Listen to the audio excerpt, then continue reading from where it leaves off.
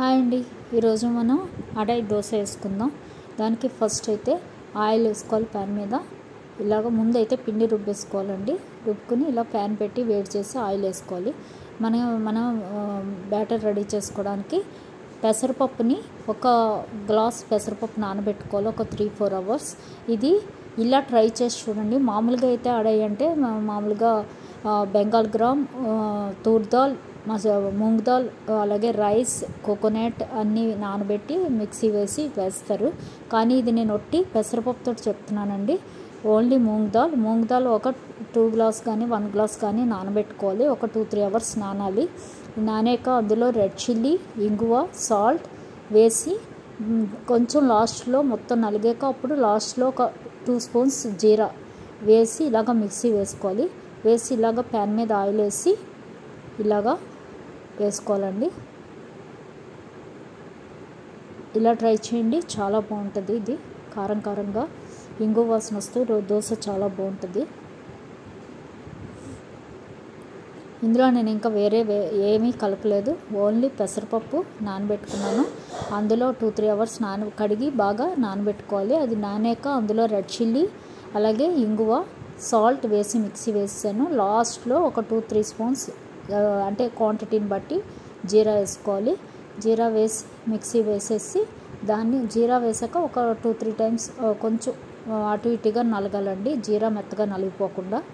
అప్పుడు red chilli కూడా చెక్క ముక్కగా నలిగితేనే బాగుంటుంది. అలా నలిగాక దాన్ని ఇలాగ ప్యాన్ మీద ఆయిల్ వేసి ఇలా వేసుకోవాలి. ఇది మంచి క్రిస్పీగా ఉంటుంది, అలాగే మెత్తగా కూడా ఉంటుందండి, గట్టిగా రాదు. చక్కగా క్రిస్పీగా మెత్తగా ఉంటుంది దోశ.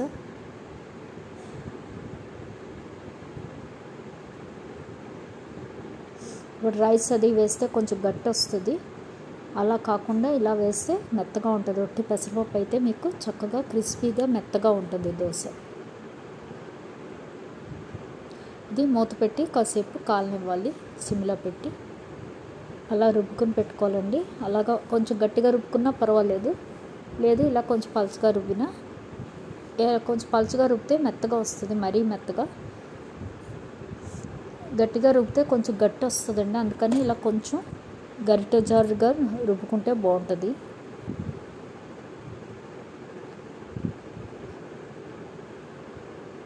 ఇందులో కావాలనుకున్న వాళ్ళు అవన్నీ కూడా వేసి రుబ్బుకోవచ్చు. అవన్నీ వేస్తే ఏంటంటే కొంచెం గట్టి వస్తుంది, ఇలా మెత్తగా ఉండదు.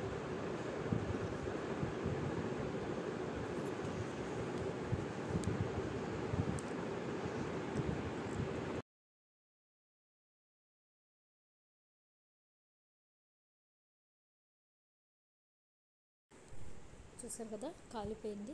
ఇప్పుడు తీసేసి వెనక్కి తిప్పి ఒక్కసారి కాలిస్తే కొంచెం క్రిస్పీ వస్తుందండి. ఇది ఇంకా దలసరి కావాలంటే దలసరిగా వేసుకోవచ్చు. ఇది రైస్లో కూడా బాగుంటుందండి, నంచుకొని తింటే నెయ్యి వేసుకుని.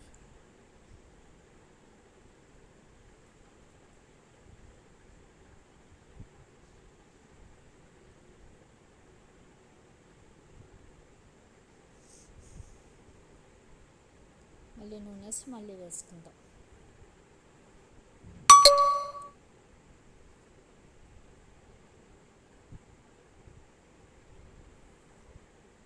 ఇంతేనండి, ఇలా వేసి మళ్ళీ మూత పెట్టి సిమ్లో పెట్టి కాల్చుకోవడమే. చూసారు కదా, ఇలా అనేసుకుంటే మనకి చక్కగా వచ్చేస్తుంది. లేదా గరిటతో కూడా అనుకోవచ్చు. నూనె వేసి మూత పెట్టి కాల్చుకోవాలి.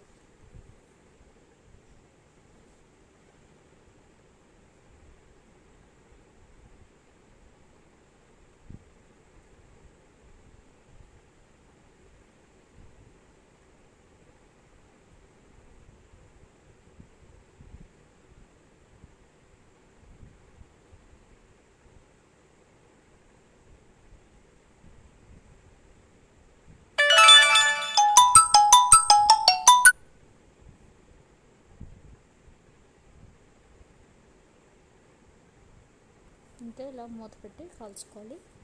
తర్వాత ఇలా తిప్పేసి ఒకసారి మళ్ళీ మూత పెట్టి కాల్చుకోవాలి.